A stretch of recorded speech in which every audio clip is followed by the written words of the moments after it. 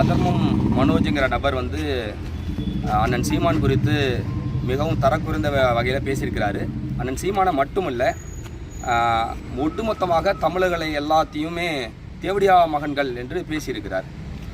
சமஸ்கிருத மொழியை படிப்பவர்கள்தான் சமஸ்கிருதத்துக்கு பிறந்தவர்கள். சமஸ்கிருத மொழியில் அப்படி இருக்குது, அப்படி பெரியார் சொன்னார், தந்தை பெரியார் சொன்னார்னு அவர் சொல்லியிருக்கிறார். நமக்கு என்ன சந்தேகம்னா, சமஸ்கிருத மனு கோட்பாடை தமிழர்கள் நாங்கள் ஏற்கலை. பிறப்புக்கும் எல்லா உயிருக்குங்கிற வள்ளுவனின் கோட்பாட்டை தான் நாங்கள் ஏற்கிறோம். அப்படி இருக்கும்போது தமிழர்களை தேவடியா பிள்ளைகள், நாம் தமிழர் கட்சியில் இருக்கலாம் தேவடியா பிள்ளைகள் அப்படின்னு இவன் ஏன் பேசுகிறான்? தொடர்ந்து இந்த மனோஜும் இந்த யூடியூப் ப்ரூட்டஸ் மைனர் விஜய்ங்கிறவனும் தொடர்ந்து பேசிக்கிட்டே இருக்கிறாங்க. இது நீண்ட காலமாக கடந்து சென்ற நாம் தமிழர் உறவுகள் இதற்கு மேல் இது பொறுக்க முடியாதுன்னு முடிவு செய்து இன்னைக்கு சேலம் மாநகர காவல் ஆணையாளரை சந்தித்து புகார் மனு ஒன்று கொடுத்துருக்கோம். இது புகார் மனோட முடியாது.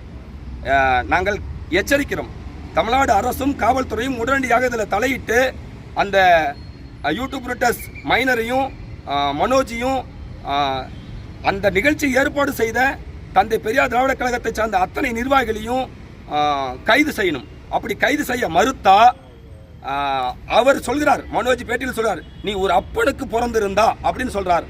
நாங்கள் இந்த பேட்டியின் வழியாக சொல்றோம், மனோஜ் அவர்களே, நீ ஒரு அப்பனுக்கு பிறந்திருந்தா வாங்க சேலத்தில் இதே போல ஒரு கூட்டம் போட்டு பேசுங்க, உங்களுக்கு சிறப்பான விருந்து வைக்க நாம் தமிழர்கள் தயாரா இருக்கிறோம்.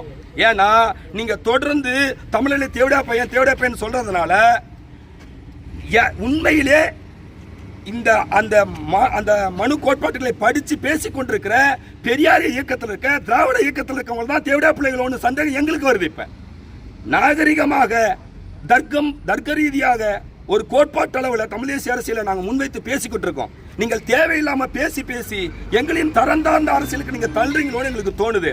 அதனால எச்சரிக்கிறோம், இது போல பேசுவதை பெரியார் இயக்கங்கள் நிறுத்திக் கொள்ளணும். இல்லை என்றால் தமிழ்நாடு முழுவதும் இதற்கான எதிர்வினையை கட்டாயம் எதிர்கொள்ள வேண்டிய சூழல் உருவாகும். ஏனென்றால் பெரியாரிய பன்றிகளை புலிகள் வேட்டையாடுவது என்று முடிவெடுத்து வச்சிருக்கிறோம். இப்ப நீங்க தூண்டிக்கிட்டே இருந்தீங்கன்னா இது வன்முறையில போய் முடிஞ்சிடும்.